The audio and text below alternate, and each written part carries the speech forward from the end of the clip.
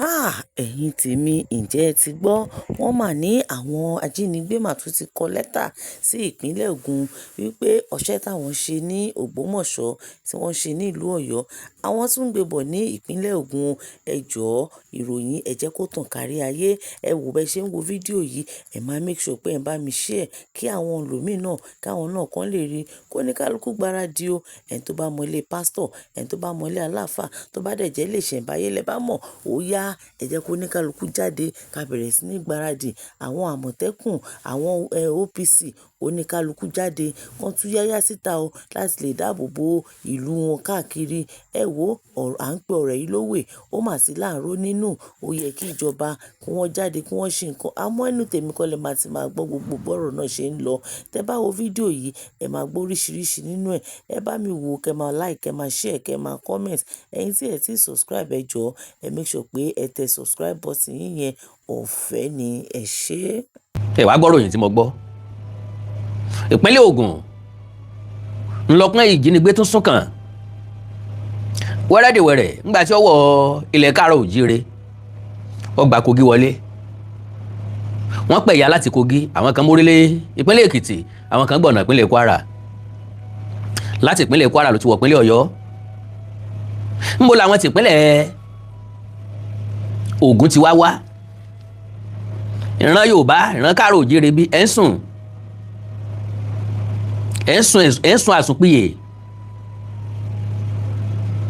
Ìjì tí ọjà tí ó gbọmọdó lẹ́yìn ilẹ̀kùn. Ńbẹ́yìn bàbá wa lọ yẹ kí baálé ilé ọ̀tají.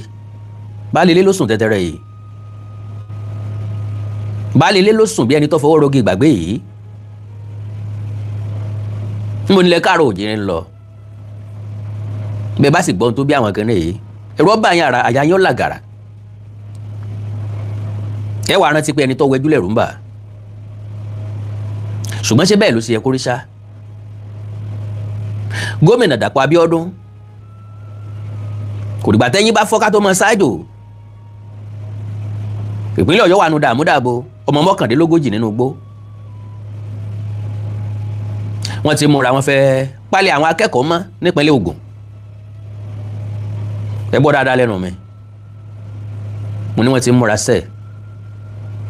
Wọ́n fẹ́ jí àwọn akẹ́kọ̀ọ́ gbé nípínlẹ̀ Ògùn. Kódà bí ti ìpínlẹ̀ Ọ̀yọ́. Àwọn tí wọ́n fẹ́ kó wọn, wọ́n ń pààrà lọ́sàn gangan bí àṣà. Wọ́n wá wọlé wò. Business as usual. Àkákún. Ó dìgbà tán bá ṣiṣẹ́ ọwọ́ wọn ká tó máa sáré káàkiri. Ṣẹ́yìn náà rí pé ó ṣe bí ẹni lágbára díẹ̀. Now, ẹ kọ́kọ́ bá mi pín program yìí ná.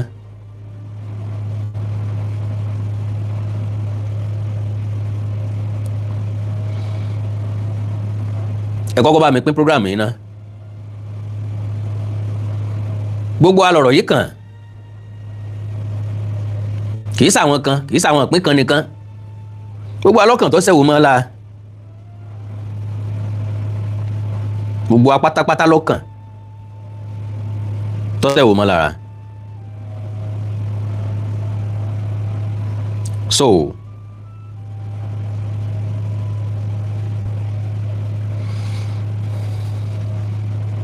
ẹ kọ́kọ́ bá mi sáré pín program yẹn láàrin ìṣẹ́jú 2 péré. Ká má lo àmì fàágùn fún nǹkan tá a fẹ́ ṣe. Ká lè ti dánu dó lórí ẹ̀bẹ̀ bákan náà. Kémi ó dìlífà iṣẹ́ tí mo fẹ́ dìlífà fún gómìnà ìpínlẹ̀ Ògùn, ọlọ́lá jùlọ Dàpọ̀ Abíọ́dún. So, kéńdé sẹ́nu ń gbọ́lá fún.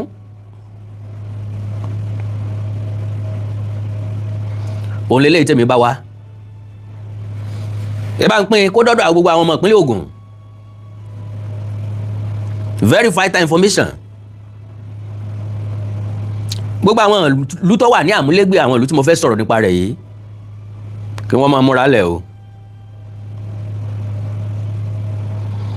ìdí ni pé kú tí ń pojú gbẹ̀ ni ó ń pòwe fún ni.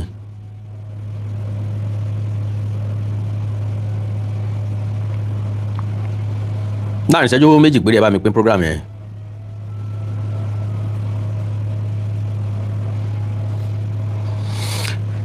nílẹ̀ wa náà wọn ò fẹ́ jẹ́ arílégbé wọn ò fẹ́ jẹ́ arọ́ọ̀dẹ̀ sùn mọ́.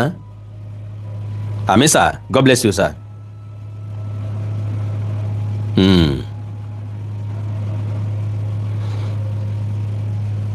wọn ò fẹ́ jẹ́ arílégbé mọ́ wọn ò fẹ́ jẹ́ arọ́ọ̀dẹ̀ sùn mọ́.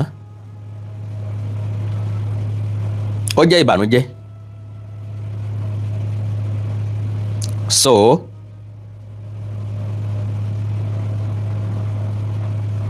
ìran káàárọ̀ oòjíire à ń àsùnà kọ́kọ́ ńgbà tí àwọn ọ̀tá wa ò sùn tí wọn ò sinmi. bí orin bàbá wa Òjó Adé ẹ rántí orin ọgbà yẹn, Sátánì kò sinmi ó ní gbàgbọ́ ń sinmi, Sátánì kò sinmi Kírísítẹ́nì ló ń sinmi, a ò ní gbàgbọ́ òwe di àmúre, ọ̀tá wa kò tí ì sinmi. bógun bá ń gbóná girigiri òwe gbọ́ àwọn ọmọ ogun ayé wọn kò jẹ́ dábàá àti sinmi ò rárá ni, torí wọ́n ti mọ̀ wípé ewu ńlá ni. àwọn tó bá ti rẹ̀ lákòókò yíyára mi tí wọ́n bá lọ fẹ̀yìntì tí wọ́n ń sinmi o, àìròtẹ́lẹ̀ lọ́tà ń dún lórí wọn. èyí wá mú mi rántí wòlíì kékeré nínú bíbélì nìṣẹ̀lẹ̀ yìí ti ṣẹlẹ̀ o. ó sinmi lákòókò tí kò yẹ kó sinmi ni. ńbẹ ni wòlíì àgbà èké bá dé bá. ẹ bá mi pín program yẹn láàrin ìṣẹ́jú kan péré ẹ jọ̀ọ́ torí Ọlọ́run. ó sì tán jẹ ó mú ṣẹ sọ́lọ́run. èyí wá mú kó kúkú ẹ sí ara mi o. kìnìún wá fa àyà pẹ̀rẹ̀pẹ̀rẹ̀. ẹ̀yin ẹlẹgbẹ́ mi tàbí a kò mọ̀ wípé inú ewu la wà. èṣù ń gbógun. God bless you sir. èṣù ń gbógun ẹ̀mí òkùnkùn ń gbé. àwọn ẹlẹ́sìn pẹ̀lú wọn ń gbé tiwọn. pàpà síbẹ̀síbẹ̀ ará mi a ò fura. ènìyàn wa lè fi iná sórí òrùlé o kò sì máa sùn.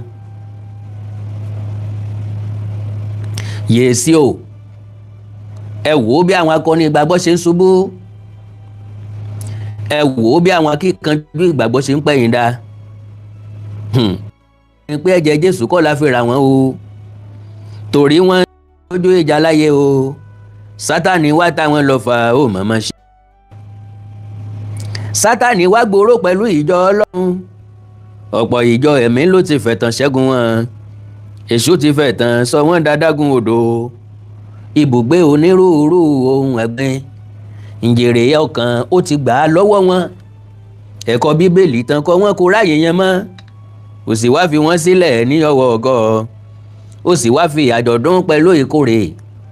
onírúurú ọdún ẹlẹ́gbẹ́jẹgbẹ́ wọ́n á fi rọ́pò fún wọn. àsìkò ti tó o ẹ̀yin ará mi, ẹ jẹ́ ká rídì òdodo Jésù màdé tán. Hey! Now kí n má gba àkókò yín, mo nígbàgbọ́ pé àwọn tí wọ́n bá ń dé wọ́n bá mi pín ọlá àsọlégún jẹ. gbogbo eléyìí tí gbogbo wa ń ṣe yìí náà a fi ń kúnra wa lọ́wọ́ ni.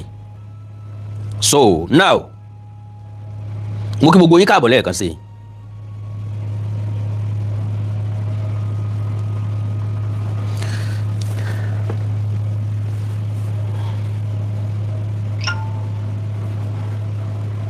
ẹ má bínú o.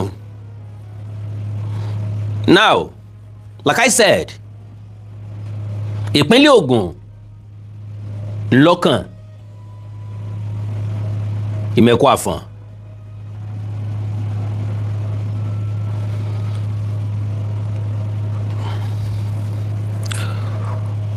àti Ọ̀dẹ́dá ńlá àwọn onísùnmọ̀mí ti fẹ́ strike again ẹ má jẹ́ á take information yìí with levity hand. ṣé gbàgbé ọjọ́ àjò ni Yorùbá máa ń rí ìkànnà àyè sábà take gbogbo nǹkan serious until tó bá tó jájọ́ wa lójú. ṣé bẹ́ẹ̀ ni ṣé bẹ́ẹ̀ kọ́ bójú ọ̀bá rí ẹnu kì í sọ. now àwọn iléèwé tó wà láwọn agbègbè yìí ni wọ́n ń gbìyànjú àti kọlù báyìí. ẹ jẹ́ kó dọ́dọ̀ àwọn ọmọ ìpínlẹ̀ Ògùn. àwọn ará Abẹ́òkúta lè máa fẹ́ gẹ̀ wọ́n lè máa jáyé orí wọn lọ ni wọ́n máa ṣe pátí lọ. ṣùgbọ́n àwọn onísùnmọ̀mí yìí wọ́n mọ ibi tí wọ́n ń gbà wọlé tí wọ́n ti ń ṣiṣẹ́ wọn. now ìròyìn tó tẹ̀ á lọ́wọ́ ó ní pé níjọba àbílẹ̀ Mẹ̀kọ Àfọ̀n àwọn onísùnmọ̀mí yìí ń wọlé síbẹ̀ pẹ̀lú alùpùpù ọ̀kadà pẹ̀lú aṣọ sọ́jà lọ́rùn. wọ́n dẹ̀ ń yí àwọn abúlé yẹn káàkiri wọ́n ń lọ wọ́n ń bọ̀ wọ́n ń lọ wọ́n ń bọ̀. ẹ̀yin tó labúlé ǹjẹ́ lẹ challenge wọn.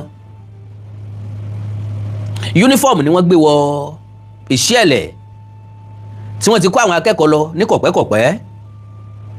aṣọ sọ́jà náà ni wọ́n ń wọ̀ sọ́rùn káàkiri. so available intel revealed that kidnappers are planning to kọlu some communities in Odeda and Imeko Afan local government area of Ogun State. The target village in Odeda is Bakatari, a border community between Ogun and Oyo State. ṣé mọ̀ pé kọlù ń wáyé nípínlẹ̀ Ọ̀yọ́. àwọn tí dẹ̀ ń kọlù wá yìí ẹnubodè ni wọ́n ń dúró sí kọlù wá. This village is closer to Orílẹ̀ Ìlúgùn, Ọlọ́fin and Ọlọ́wọ̀. Also, the target area in Imeko Afan is Imeko Town, a borderline community to Oyo State, and is closer to Komkom Hill. ṣé gbádùn mi dáadáa? àwọn ìlú tí mo dárúkọ yìí wọ́n mú létí ìpínlẹ̀ Ọ̀yọ́. ẹnìkan láwọn tí wọ́n jí àwọn ọmọ akẹ́kọ̀ọ́ yìí kó ṣé wọn ò lè ju àdó olóró sí wọn ni? mo ní bẹ́ẹ̀ bá ju àdó olóró sí àwọn ọmọ ọlọ́mọ tí bẹ́ẹ̀ ńkọ́. ọ̀dà náà tá a bá gba àwọn ọmọ tán sáà lè ju àdó olóró sí. mo ní sáwọn wá gọ̀ wọ́n wà dúró síbi tán ti gbowó. wọn ò ní finú gbólẹ̀. àwọn náà ò ní kọ́kọ́ bọ́ gbòòrò kí wọ́n lọ tátálá. Okay, it was gathered that some persons suspected to be informants, kidnappers, usually enter the Odeda town, covering their faces, riding on motorcycles, foot, especially in the evening around 15:00 to 19:00. 15:00, I don't know, 17:00 to 19:00. 17:00 hours, ó mean 5 p.m. 19:00 hours, ó mean 7 p.m. láàrin àkókò yẹn, and later go back to the forest. wọ́n wọnú ìlú wa láago 5 sáago 8. wọ́n padà sínú igbó. ẹnì kankan nu yóò bí wọ́n léèrè o pé bó náà ń lọ kí náà ń wá, kò sẹ́ni tó láyà. ṣùgbọ́n tán bá kọlù wá tán bá já àwọn ọmọ kó. ẹ ti rí bí wọ́n ti gbọ́ ọmọ lórí pò tọ́mọ ń gbọ̀nsẹ̀ lórí pò tí wọ́n dẹ̀ gbé òun àtòun àti pò wọ́n dẹ̀ jí gbé lọ.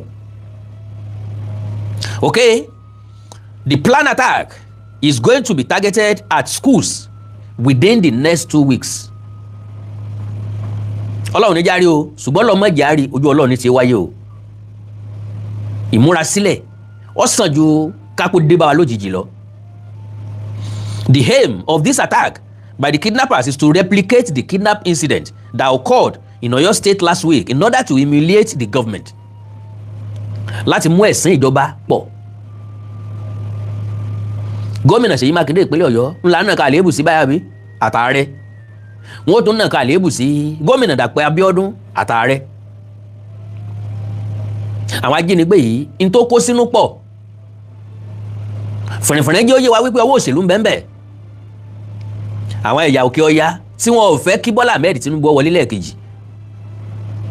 Wọ́n ní lọ́kàn láti dàjọba yẹn rú mọ́ lọ́wọ́. Ẹnìkan sẹ́ndí voice note kan sí mi lénìí.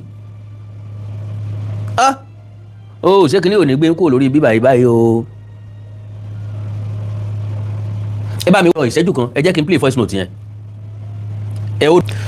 ẹ má bínú ẹ káàbọ̀ padà ẹ má bínú ẹ káàbọ̀ padà. Now mọ̀ páwọn èèyàn dé ó ti lọ wọ́n padà wọlé ẹ má gbọ́ voice note yẹn o.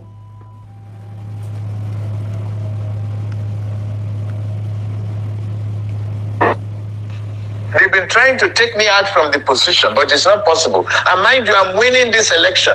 I don't care whatever is happening. Nigeria deserves it. Because when I was running as a president, they didn't wanted me. Now, all of a sudden, they want me to rescue them from insecurity. As of last week, I called Peter Obi to step down for me, but he refused. Now, I'm not begging him again. I will be whatsoever in my mind, and I will make sure the insecurity affects people in Southeast more. Listen, I am going to borrow more and more and more money from World Bank. Try to understand me. I wouldn't like to stop this insecurity, because if I do, how will our party be able to raise funds to win elections? Think about it. Even the loans I'm taking is to fund them. Also, I have plan after I'm done with my position as a president. Now, ẹ gbọ́ dáadáa bí àwọn ẹ̀yà Ìgbò ni wọ́n ń pidán.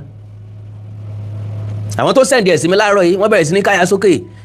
Ó ga o, irú Tinubu wo leléyìí, ẹ gbọ́ nǹkan tí Tinubu ṣe. Mo ní Bọ́lá Ahmed Tinubu will never do a voice note to anybody on no ground. That person was like, Mr. Ogongo, later you can come psychologically. Àwọn nǹkan kan bẹ tó jẹ́ wípé ìwọ gangan kọ́kọ́ gbé sọ́pọlọ yẹ̀wò náà. Ta ni Bọ́lá Tinubu ń bá wí tí ó fi send the voice note. Ó wá fẹ́ sọ̀rọ̀ sínú voice note. Ọ̀rọ̀ insecurity ló fẹ́ sọ. Ń pé kò sí nǹkan tó kù lè máa ṣẹlẹ̀ second time ló ń wá after. Òun dẹ̀ jẹ́ máa jẹ́ kí insecurity yẹn kó affect àwọn tó wà ní south east. Ṣé insecurity ní affect àwọn tó wà ní south east nísìnyí? Àbáwá tá a wà ní south west ni. So mo wá jẹ́ kó yé ẹni yẹn wípé with AI everything is possible. You can clone any voice with AI. Bọ̀sìn majority comedian ló lè sọ̀rọ̀ bíi Bọ́lá Ahmed Tinubu tí ọjọ́ tí Bọ́lá Tinubu jẹ́lé gan lọ. Ilé tó ń sọ̀rọ̀ gan Igbo accent jẹ jáde ńbẹ̀. Gbogbo akọ́lọ̀ òpònú náà gbogbo akọ́lọ̀ dẹ. Gbogbo akọ́lọ̀ aláròjinlẹ̀. Gbogbo akọ́lọ̀ àsàrí tètè gba nǹkan tẹ́ ẹ bá sọ. Gbọ́. Reply tí mo fẹ́ nìyẹn ni pé propaganda. Mo ní propaganda ni. Ó ní ó ní ìyẹn mi pa àwọn ọ̀tá ni mo ní yes now. Fake ni now. So now ẹ gbọ́ padà. They've been trying to take me out from the position, but it's not possible. They've been trying to take me out of the position, but it's not possible. Igbo accent jẹ jáde ńbẹ̀ fẹ́ntọ́ bá lis ten dáadáa. And Bọ́lá Tinubu kì í sọ̀rọ̀ bẹ́ẹ̀ yẹn. Mind you, I'm winning this election. Mind you, I'm winning this election. Igbo accent jẹ jáde ńbẹ̀. Bọ́lá Tinubu lè ever sọ bẹ́ẹ̀ fẹ́ni kankan. Bí ọba dẹ́ wàá báyàn sọ kì í ṣe voice note ló máa send. I don't care whatever is happening. Nigeria deserves it. I don't care whatever is happening. Nigeria deserves it. Bola Ahmed Tinubu will never say such as a president. He will never be that loose to utter such word. Níbi tí wàhálà bá wa dé. Election presidency ò tí ì dé.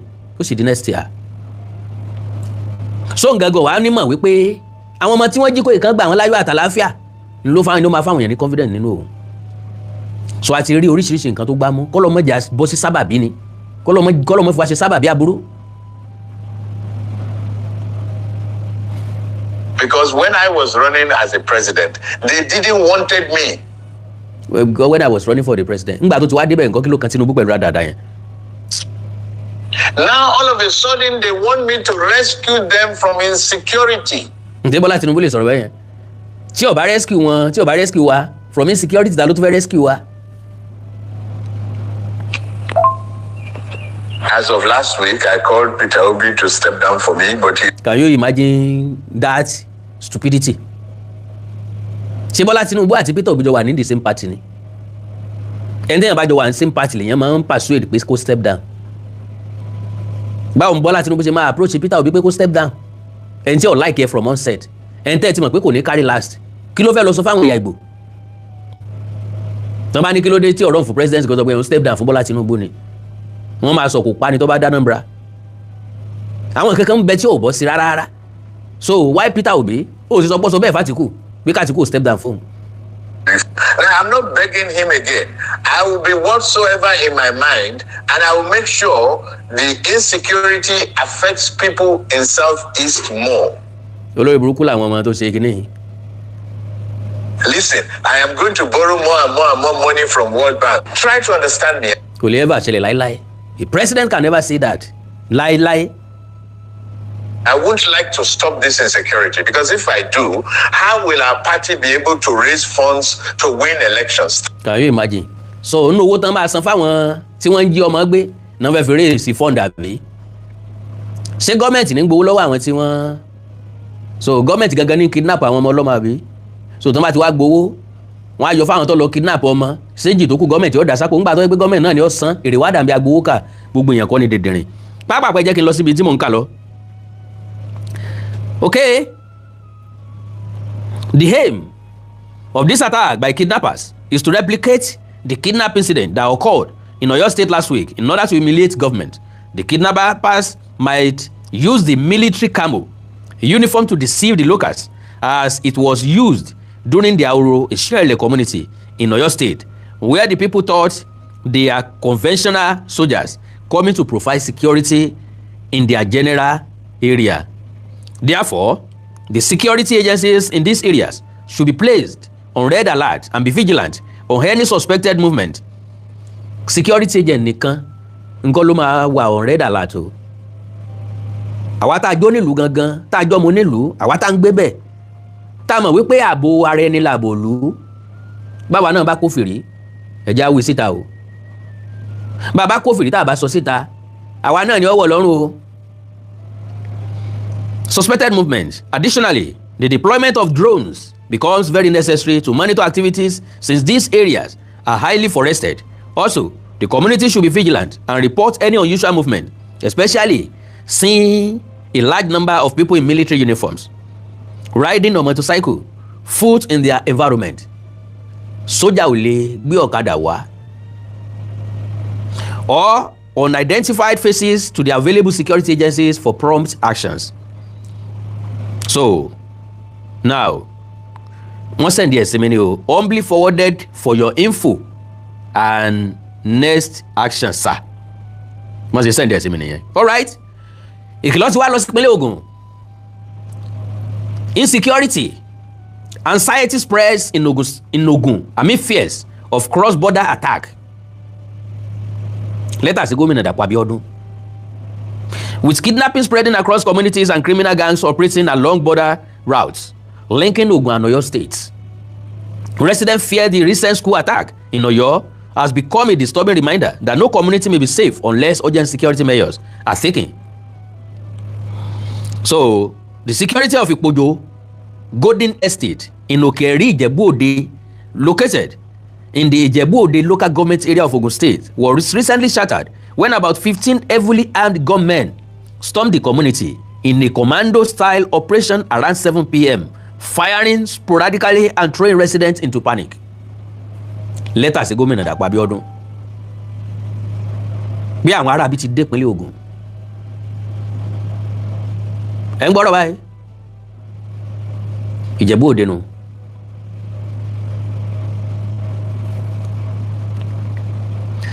By the time calm was restored, 3 members of a family had reportedly been abducted, while a woman sustained gunshot injuries during the attack.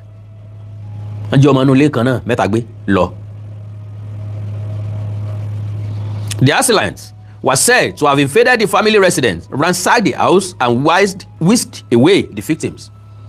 So, confirming the incident, the spokesperson for the Ogun State Police Command, DSP Oluseyi Babaseye, said the command had activated tactical and intelligence-driven operations aimed at rescuing the victims and apprehending the perpetrators. Victims mélòó láti rescue, perpetrators mélòó láti apprehend. A community leader in the area, Mr. Kehinde, described the incident as disturbing and called on the government to strengthen security in the community. hello sir, ọ̀gá ilé ọ̀gá àdúgbò baálẹ̀ kábíyèsí bẹ́ẹ̀ ṣe ń pe gómìnà kan strength and security, èyí náà strength and security yín o. Nínú ìlú àdúgbò jádùgbò wọ́n ń gba ọdẹ, nínú ìlú ọ̀pọ̀lọpọ̀ fìjìláńtì ni wọ́n wà ń bẹ̀, ẹ kó wọn jọ o, ẹrù wọn lágbára o, ẹ pa àwọn tí wọ́n bá léèkàn, àwọn tán bá nífọ̀n tí wọ́n lè kánná, kí wọ́n gbìyànjú láti ró wọn lágbára o. Gbogbo ìpínlẹ̀ tí ń bẹ́lẹ̀ Yorùbá lélẹ́ ń bá wí o, ìpínlẹ̀ Ògùn nìkan kọ́, Ìjẹ̀bú Òde nìkan kọ́ o. He said, and I quote, "We never imagined such an incident could happen in this community. Residents were caught unaware." Wọ́n dé bí olè lóru ni, wọn ò ní wàásù sílẹ̀ pa wọn ń bọ̀, wọn ò ní fún wa lára, àkótán bá rí pa àti sun àsunnára, bóyá gbàtà hanrun ni wọ́n wọlé. Bíbélì sọ ó ní alẹ́ ní òru ńgbà tí ọmọ èèyàn sùn, ọ̀tá rẹ̀ wá, ó fọ́n ipò sáàrin àlìkámà ó sì bá tiẹ̀ lọ. Ipò tán fọ́n sáàrin àlìkámà ní ẹbí, ọmọ ẹbí kan náà mẹ́ta tí wọ́n gbé lọ, bóyá ìyá bàbá àtọmọ, bóyá ọmọ mẹ́ta, bóyá ìyá àtàwọn ọmọ méjì, who knows, bóyá bàbá àti ìyàwó àtọmọ kan. So kò sí ibi tí wọ́n ń bọ̀ náà máa kọ́kọ́ sọ fún ilẹ̀ o. Okay, residents were caught unawares because this is considered a peaceful and developed area. Ibi tó wà peaceful náà ni wọ́n ń kọ́ lù pé káriwo ẹkún lè sọ́mbẹ̀, káriwo igbó lè sọ́mbẹ̀. He appealed to the government and security agencies to intensify efforts towards securing the release of the abducted victims. Ẹ̀yin náà jẹ́ àfojú inú wò ó, àwọn security agencies kan wọ́n wà ní ugbó ahoro, wọ́n wà àwọn akẹ́kọ̀ọ́ káàkiri, a tún dá wọn míì sígbó Ìjẹ̀bú kí wọ́n máa wá èèyàn mẹ́ta tí wọ́n jí kó lọ. Ọ̀dẹ́dá, Ìmẹ̀kọ Àfọ̀n, wọ́n ti múra láti kọlù bẹ̀. Security agencies mélòó la máa kó lọ síbẹ̀? Àwa tá a járàlú ní security agencies wa o. Káwọn kan ó sùn, káwa kan má sùn lónìí, káwa kan ó sùn lọ́la, káwọn kan má sùn lọ́la, ńlá fi lè. Ẹ bá sì ti ráwọn èèyàn tó pọ̀ tán fẹ́ wọ̀lú lóru, ẹ kọ́kọ́ dá wọn lóhùn kí wọ́n tó fún ilé sí. Ẹ gbádùn mi, onílù lọ́mọ bílù ẹ̀ ṣe rí o. Ẹ kọ́kọ́ fò lóòótọ́ dá wọn lóhùn, ẹ kójó pàdé wọn níbi tẹ́ ẹ bá sí. Ọ̀rọ̀ mi máa jọ̀rọ̀ àwàdà because majority di gbogbo ẹbí, wọ́n di gbogbo ọ̀rọ̀ ru gọ́fìmẹ̀ntì. Wọ́n fọkàn sí pé Bọ́lá Ahmed Tinubu ní wàá pèsè ààbò fún wọn, sọ́jà Àbújá náà máa kó wá sọ́dọ̀ wọn, ẹ dúró dè Dàpọ̀ Abíọ́dún tí ò ní tọ́tàm tó fẹ́ lọ mọ́. The head of the Badewa family in Ìjẹ̀bú Òde, Mr. Yesuru Badewa, whose relatives were kidnapped, said the incident had left the family devastated. Nígbà tó lórí ẹbí kan bá sọ bẹ́ẹ̀, ẹ mọ iye olórí ẹbí tí ó sọ bẹ́ẹ̀ ní ahoro ìṣẹ̀lẹ̀, ẹ mọ iye ẹbí tí ìbànújẹ́ ti wọ̀, ẹ mọ iye ẹbí àwọn tíṣà gan. According to him, the victims included 2 women and a man. He also expressed concern over the health condition of one of the abducted women, who he said had been ill before the incident. Wọ́n gbé ntàrẹ ọ̀yà náà mọ́, wọ́n ti kọ́kọ́ pò ń fún papọ̀, wọ́n bá gbé débi tí wọ́n gbé lọ, wọ́n tún ṣẹ̀rù bá, wọ́n lè gbé ìbọn sí wọn. Mo rí tíṣà tàbí principal àtàwòrò ìṣẹ̀lẹ̀ yẹn, wọ́n sì nàbọn sí lẹ́nu gbà tí ń sọ̀rọ̀. Bí wọ́n máa yẹn ṣe ń rawọ́ ẹ̀bẹ̀ sí Bọ́lá Ahmed Tinubu àti Ṣèyí Mákindé, wọ́n sì tún na orí ìbọn sí lẹ́nu pé kẹ́ ẹ lè mọ̀ pé kò ń ṣe ṣeré o. Ntí màmá principal yẹn sọ ni wípé wọ́n ti earmark ẹnìkan, that is wọ́n ti píìkì ẹnìkan tí wọ́n tún pa láàrin wọn tí gọ́ọ̀mẹ̀ntì ò bá yìí ti dá wọn lóhùn. Ta lọ́mọ ẹ̀ńtọ́ jẹ́, ta lọ́mọ ẹ̀ńtí yọ̀ jẹ́.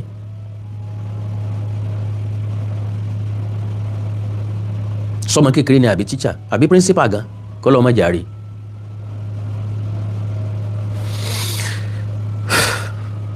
Ẹ̀ńtàrẹ̀ ọ̀yá yẹn kí ni ó ṣẹlẹ̀ sí ọlọ́dọ̀ làwọn. He said, and I quote, "We are deeply worried because one of the women is sick and the hardship in captivity may worsen her condition."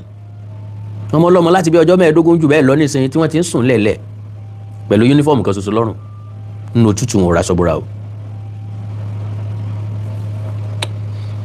Badewa appealed to the state government and well-meaning Nigerians to support efforts aimed at rescuing the victims. All right. However, in a statement issued on Saturday, the police spokesperson DSP Oluseyi Babasheyi disclosed that the victims regained their freedom unharmed around 7:30 p.m. on Thursday after being released by their captors following the payment of an unspecified ransom. Wọ́n release wọn. Owó tí wọ́n wá gbà kò ṣeé sọ. sáwọn tó jí wọn gbé ní sọ pé kí wọ́n má sọ ni àbí iléeṣẹ́ ọlọ́pàá ni ò lè sọ àbáwọn ẹbí tó sanwó ni ò lè sọ iye tí wọ́n san. àwa ń dé gbogbo ẹ̀ mọ́ra gọ́ọ̀mẹ̀ntì ìpínlẹ̀ Ọ̀yọ́ ní àwọn náà ò lè sọ iye price táwọn tó kó ọmọ ní ahoro ìṣẹ̀lẹ̀ tán fẹ́ gbà.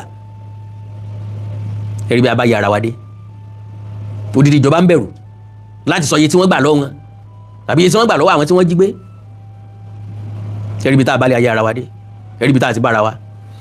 kò sí wàhálà o. Following the victims' release, Babaseyi said operatives of the anti-kidnapping squad intensified efforts to track down members of the gang responsible for the abduction. wọ́n mọ́ra wọn míì mú wọ́n sì lè mọ́ra wọn míì mú. àwọn tí wọ́n mọ̀ sábà rí mú làwọn tí ì bá ṣe Fúlàní tó jẹ́ pé àwọn èèyàn wa ni wọ́n dọ́gbọ́n ara wọn jí àwọn èèyàn gbé.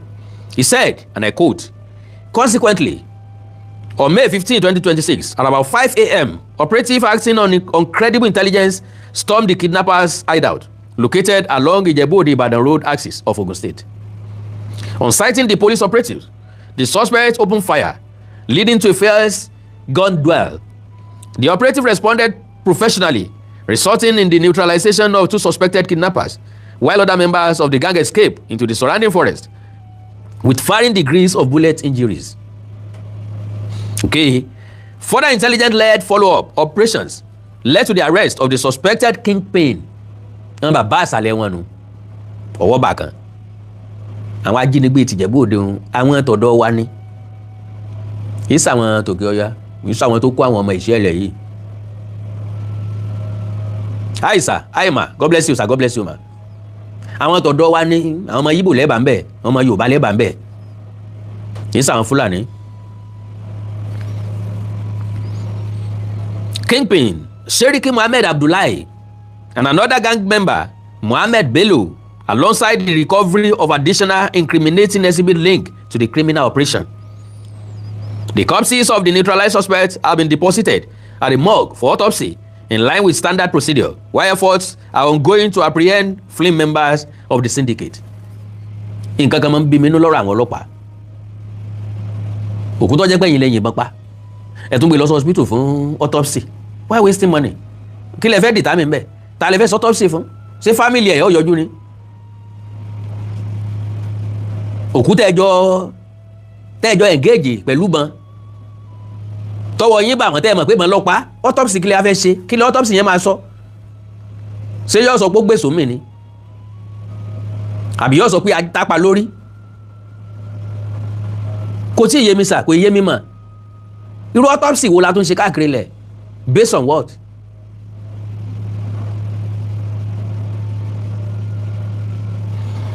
So,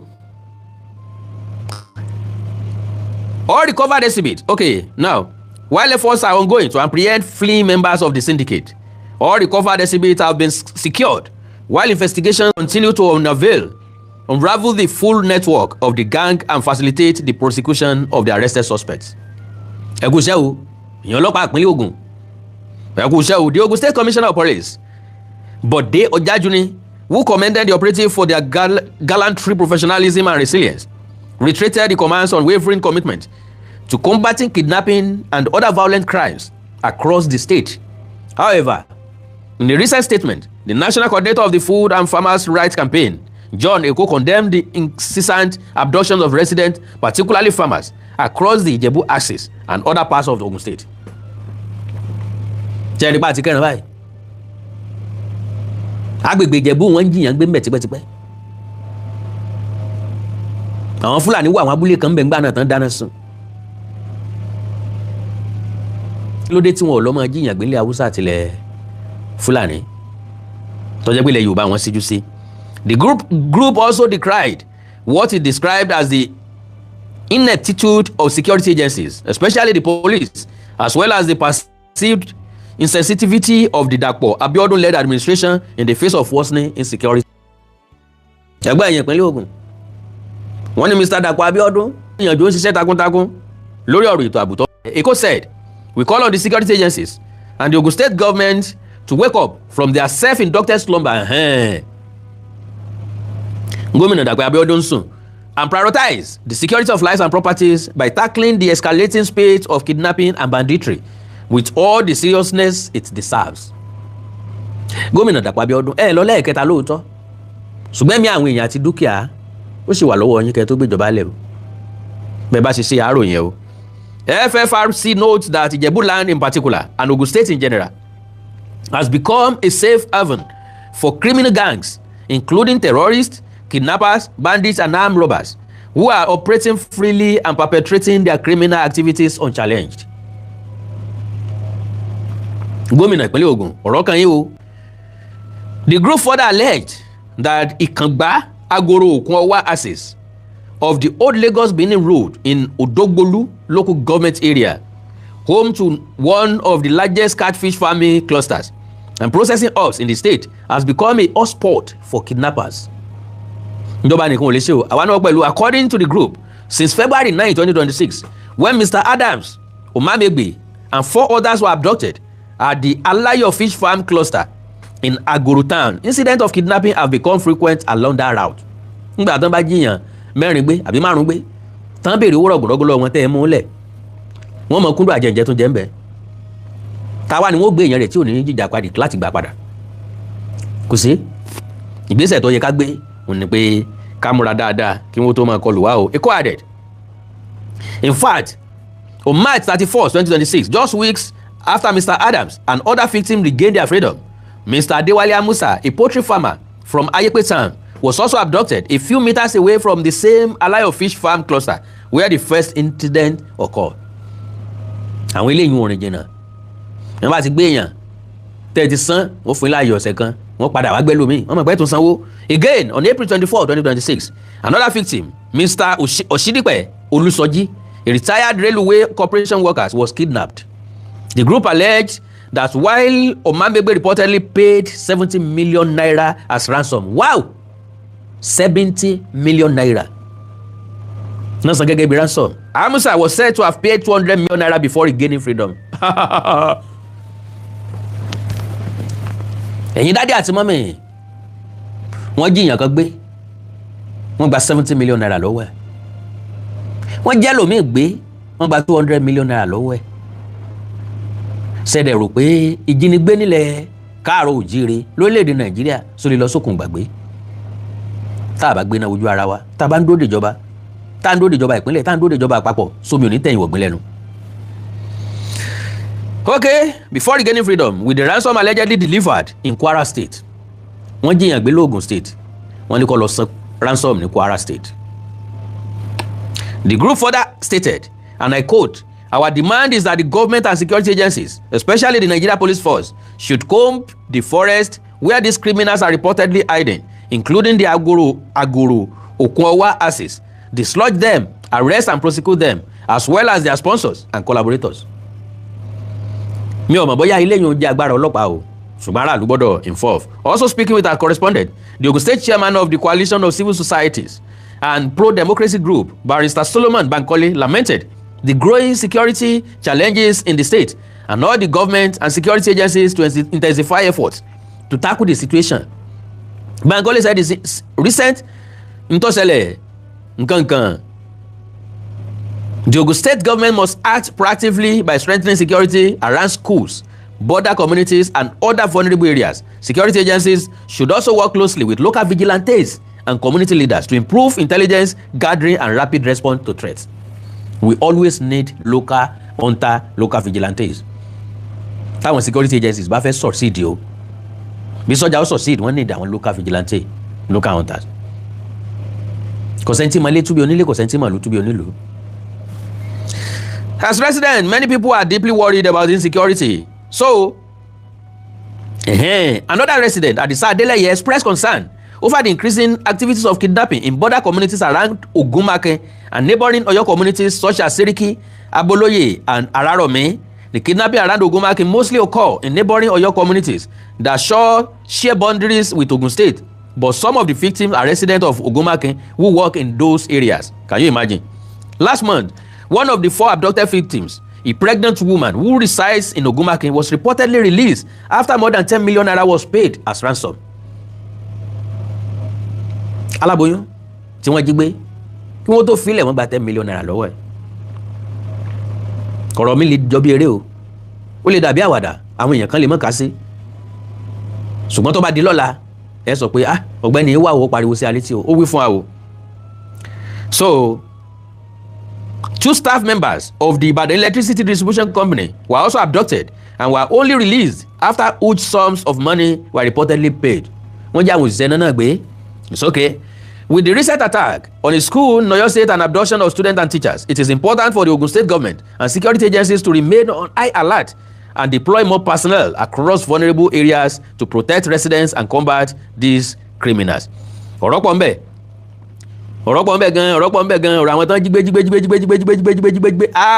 ọ̀pọ̀ Ogun. So ní àkótán ara n tá ń gbìyànjú àti sọ ò ní wípé ìpínlẹ̀ Ògùn lọ́kàn àbúrò ní kàn ń bẹ̀. Gbogbo ìpínlẹ̀ Ògùn n tó gbé mi wá ni pé ẹ wà àtàláàtì o, àwọn tí ń bẹ nínú ìgboro kí wọ́n mọ́ sàsùpìyè, àwọn tó wà ní abúlé kó àtìlú kéréje kí wọ́n ó dira o, kí wọ́n ó sì múra o bí akọni o. Ìjàmbá ò ní ṣe wá o, ibi ò ní ṣẹlẹ̀ sí wa, kò ní ṣẹlẹ̀ sí ìran wa, kò ní ṣẹlẹ̀ sẹ́bi wa o. Àánú Olódùmarè ò ní fi wá sílẹ̀ o. Well, lánàá ni mo sọ pé mo ní àwọn ọkọ̀ mẹ́ta tí mo fẹ́ tà. Àwọn èèyàn béèrè ń pa ẹ̀, ṣùgbọ́n serious buyer ni náà ni mo sọ pé mo fẹ́ o. Number 1, Benz 300, Benz C 300. Ìkejì òun náà ni RS 350 Lexus 2018 model àti Toyota Corolla Sport 2016 model. So bẹ́ẹ̀ bá nífẹ̀ẹ́ sí bó bá wù yín, bẹ́ẹ̀ bá fẹ́ béèrè nípa ẹ̀, ẹ já sọ̀rọ̀ lórí WhatsApp +234 904 851 9362 +234 904 851 9362. Mi mọ̀ bóyá mo léèyàn tó fẹ́ sọ̀rọ̀ tàbí tí wọ́n lọ́rọ̀ tó lè ràn wá lọ́wọ́ lórí tọ̀rọ̀ tìpínlẹ̀ Ògùn yìí, tàbí tí wọ́n lọ́rọ̀ tí ó ràn wá lọ́wọ́ lórí tọ̀rọ̀ tìpínlẹ̀ Ọ̀yọ́ tàbí míì tó tún ṣẹlẹ̀ pàápàá +234 915 147 9599 +234 915 147 9599 àti +234 904 851 9362 +234 904 851 9362. Nọ́mbà tẹ́lẹ̀ pè mí sínú láàrin ìṣẹ́jú kan péré wọ́n sẹ́nu ń gbọ́lá fún wọ́n máa lọ. So Benz C 300 18 million naira ni mo fẹ́ gbé lẹ̀, 18 million naira ni ó lọ.